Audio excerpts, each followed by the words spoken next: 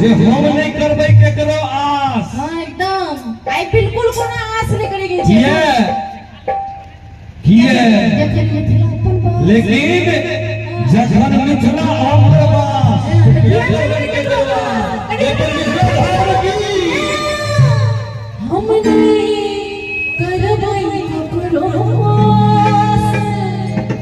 अच्छा करते मिथिला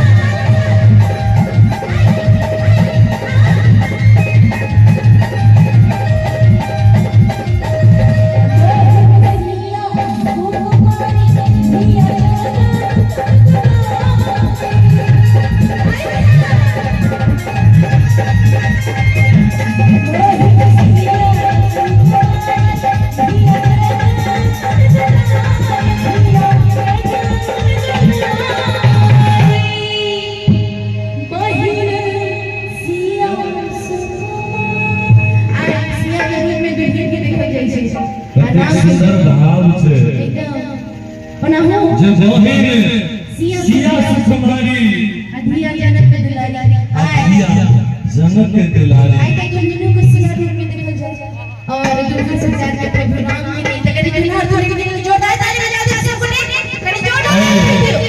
हमरा बुझाई भंगा में हम पापर में छै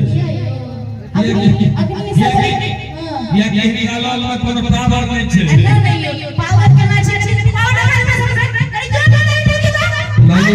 लालिया ए जना कोनो खेत में गेहूं बाउग करै छियै है ना आ चिड़िया सब के चुन के चले अपने डिपार्टमेंट में मजाक बना रहल छियै हम की करो कमजोर भ जाए तो ही संग से नहीं देखियो कमजोर नहीं पड़वा के कनी जोर से गाली सुन फिर की तो एक बार हाथ उठा के सब पे बोल चाचा की अब तो तुम कहीं आ रही साइड भूखल छत बड़ी दूर से बड़ी खाना के दिन तक बहिन सिया सुकुमारी अधिया जना दुलारी